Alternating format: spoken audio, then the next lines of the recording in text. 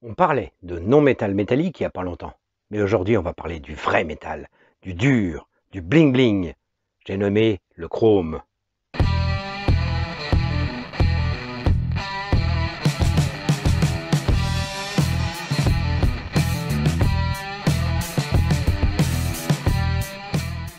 Bonjour à tous et bienvenue chez Sal Painters. Et oui, aujourd'hui on va faire un peu dans le clinquant. On avait eu sur une de nos toutes premières vidéos un commentaire qui demandait si un jour on pourrait faire du chrome sur les figurines. Et c'est vrai qu'à l'époque on avait répondu oui, et puis bon, on l'avait un peu oublié, on était passé à autre chose. Et en recevant les peintures de Green Stuff World, j'avais du chrome dedans. Et je me suis souvenu de ce commentaire. Je me dis, bah tiens, on va le faire. On va voir un petit peu ce que ça donne en peinture de figurines. Voir déjà comment ça marche, si ça rend bien, et puis l'essayer aussi bien à l'aéro qu'au pinceau, parce que tout le monde n'a pas d'aéro. Alors force est de constater que ça a été un moment très plaisant et très rigolo, et je pense que Mr. T serait très fier de nous. Alors nous voilà aujourd'hui pour un peu de clinquant, de brillant, de bling bling. Alors je mets un peu de chrome métal directement du pot, je le dilue pas, exactement comme ce qu'ils expliquent. Et je le pulvérise à moyenne distance avec du 0,2 mm. Ça passe très bien, j'ai aucun souci. Au premier passage, je me suis rendu compte assez vite, j'en avais probablement pas mis assez. Donc j'ai insisté un peu. Alors sur sous-couche noire, le rendu pas mal, on va essayer sur sous-couche blanche pour voir ce que ça donne, voir si on peut le faire sur différentes sous-couches et si ça fait une différence justement. Donc pareil, la pulvérisation se passe bien. Fort de la toute première expérience, j'ai commencé direct à y aller un peu plus fort.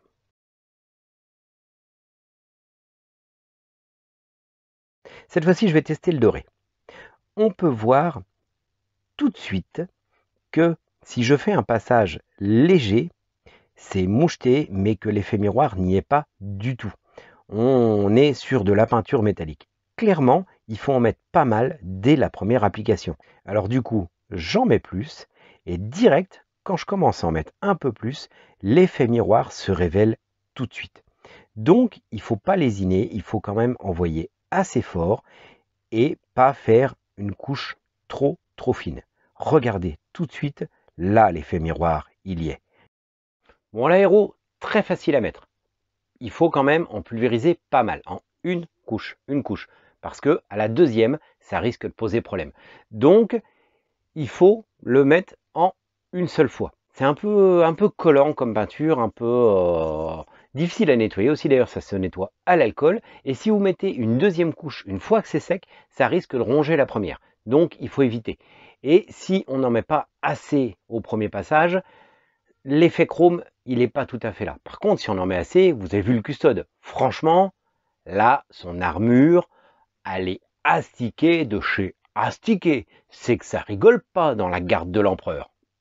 Bon, maintenant, voyons voir un petit peu si au pinceau, ça marche aussi bien.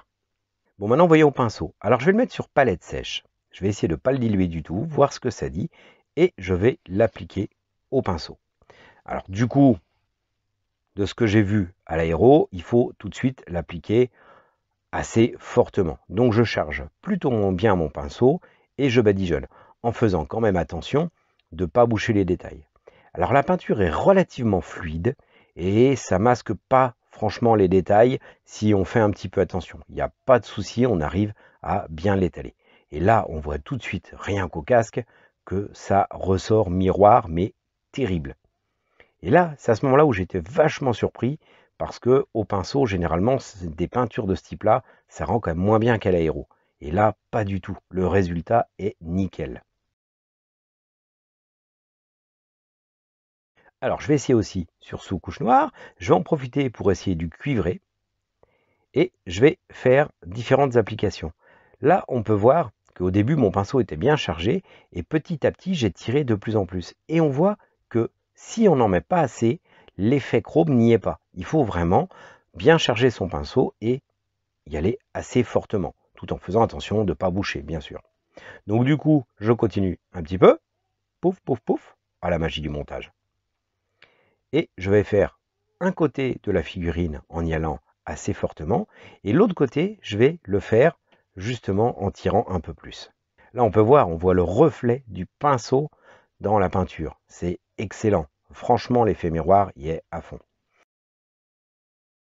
De l'autre côté, si je tire un peu plus, on va voir tout de suite que c'est beaucoup moins efficace. L'effet chrome y est beaucoup moins. Il y est quand même, hein, ça ressort quand même pas mal, mais c'est moins puissant que de l'autre côté où j'y suis allé un peu plus fort. C'est une peinture qui va se passer en une couche, donc il faut lui mettre une quantité pour une couche. On voit quand même des reflets du pinceau sur la figurine, mais quand même moins de l'autre côté. On peut comparer, hein. Les deux côtés vont vraiment pas se présenter pareil. Ce côté-là, trop tiré, c'est du métallique bien brillant. Tandis que de l'autre côté, là, c'est du chrome. Et encore, le cuivre, c'est pas celui qui s'y prêtait le mieux, je trouve. Alors vérifions après séchage, parce que c'est une peinture qui va mettre un peu de temps à sécher.